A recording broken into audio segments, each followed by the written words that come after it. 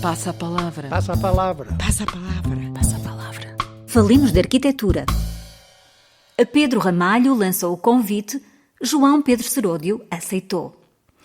Neste Passa a Palavra, falemos de arquitetura, cruzamos o oceano para aportar em Illinois, nos Estados Unidos da América. Mas o destino não é Springfield, a capital, ou Chicago, a cidade mais populosa e influente deste estado americano. A Casa Farnsworth, pois é ela a escolha de João Pedro Seródio, situa-se numa zona rural a sul de Plano. Descobriu-a enquanto projeto ainda estudante no primeiro número da Global Architecture Detail, uma publicação de 1976, e desde logo exerceu um forte impacto no seu imaginário de futuro arquiteto.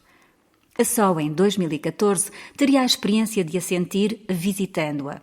Ao longo destes anos, a casa continuou presente através de ecos e ressonâncias cinematográficas, bibliográficas, pela voz e obra de outros arquitetos que sobre ela falaram ou que a tomaram como modelo, assim provando o poder revolucionador desta obra de Mies van der Rohe. João Pedro Seródio formou-se em arquitetura em 1991 na Faculdade de Arquitetura da Universidade do Porto, a mesma escola onde viria a concluir o seu doutoramento em 2015. Estagiou na Suíça, em Basileia, no ateliê Herzog de Meuron, mas regressa ao Porto, onde se fixa. Desde 1992 mantém, com Isabel Furtado, o gabinete Seródio Furtado e Associados.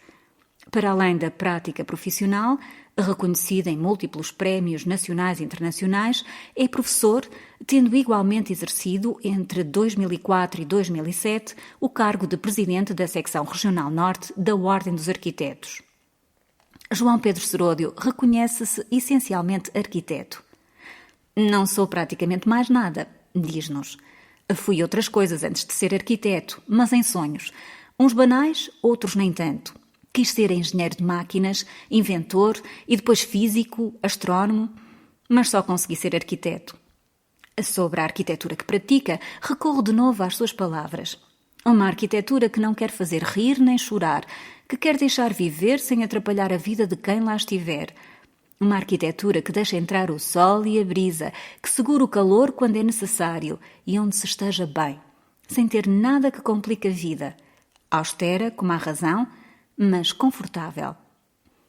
Ouça-se o que João Pedro Seródio tem a dizer sobre esta casa de Mies, onde o invólucro desaparece na natureza pacificada para assim se tornar verdadeiramente visível. Bom dia. Sobre a Casa Farnsworth, 1945 a 1951, Illinois, Mies van der Rohe. Não haverá certamente muitos que questionem a importância da Casa Farnsworth e, portanto, dedicar-lhe qualquer elogio é banal e desnecessário.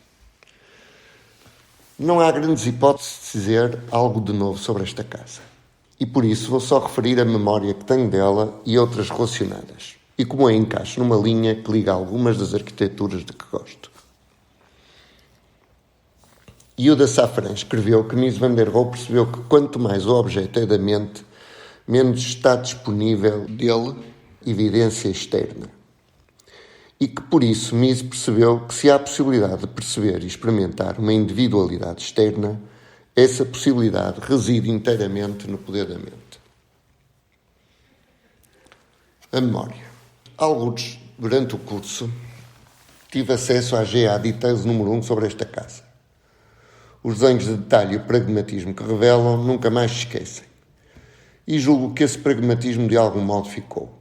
Nessa altura, por volta de 1987, vi o filme Ferris Bueller's Day Off. Nesse filme aparece uma casa de James Spire, um aluno de Mies van der Rohe, a Ben Rhodes House, no subúrbio de Chicago, em Highland Park, Illinois também, construída em 1953. Essa casa, de óbvia influência miesiana, transmite uma ideia de boa vida.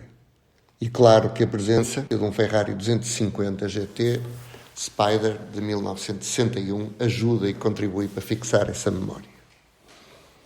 Mais tarde, em 1991, durante as conferências de discursos sobre arquitetura, na FAUP, ouvi alguém contar que o Philip Johnson tinha ido mostrar ao Mies o projeto Glass House, de 1949, e que Mies lhe teria dito algo como: Queres que te diga que bem fazes quando fazes a mise? E depois a Rosenhaus, em Los Angeles, de Craig Elwood, em 1961, mais tarde. Estes exemplos ilustram bem o impacto imediato da obra de Mies na arquitetura da sua época. Num instante, num espaço temporal muito curto, é adotado, copiado e transforma a arquitetura. É como se esta revolução fosse esperada. É uma revolução que conquista imediatamente. É como se estivesse a propor algo que era absolutamente necessário. De certo modo, este resultado demonstra os princípios miesianos de que a forma é um resultado e não um propósito. De certo modo, este projeto é um ato de vanguarda porque expressa uma necessidade que não é formal e essa necessidade não estava realizada antes. Só visitei a Casa Farnsworth em 2014, entre outras obras do Mies que visitei nesse mesmo ano. Claro que a ideia que fui construindo da Casa Farnsworth, como seria expectável, ficava aquém da casa que experimentei. De certo modo, assim é com as obras que importam, pois a experiência que oferecem é diferente da ideia que construímos com a informação que nos chega por outros meios, fotografias, desenhos ou críticas. Uma linha que liga alguma das arquiteturas que gosto. Foi também na escola, no fim da década de 80, que ao estudar Adolf Loos encontrei a referência a Gottfried Semper, de que não havia tradução disponível. Havia, e adquiri, um livro sobre ele, uma edição de 1984, de Wolfgang Hermann. Já não me lembro exatamente onde, mas Semper e Loos estabelecem uma separação entre o que é casa e o seu invólucro. Semper dando relevância à decoração e estabelecendo uma relação direta entre os utensílios do habitar e o significado imaterial da casa, para além da construção. Lembro-me de uma referência à gruta primitiva por oposição à cabana de Logier. Isto é, a gruta não era a casa eram os utensílios, os têxteis e as peles. Há um lado imaterial, um significado que eleva a ideia da casa. Adolf Loos expressa bem nas suas casas essa dualidade entre um exterior seco e um interior denso, quase decorado. Chega até a escolher mobiliário Art Nouveau para algumas peças, facto que me surpreendeu, por exemplo, na Casa Müller. A frase que lhe atribuem, um gentleman não se põe à janela, define bem essa relatividade com que é tratado o perímetro. Afinal, dizia o da Safran, essa frase é de Oscar Wilde e Loos retirou-a do contexto, mas isso é uma outra história. Paulo Mendes da Rocha, por outro lado, está sempre a dizer que é a arquitetura que torna a natureza habitável para os humanos. É este ato que realizamos enquanto projetamos, não apenas o abrigo, mas a transformação inevitável da natureza. De facto, a casa é tanto menos abrigo quanto mais a natureza é transformada por ela e pelo homem.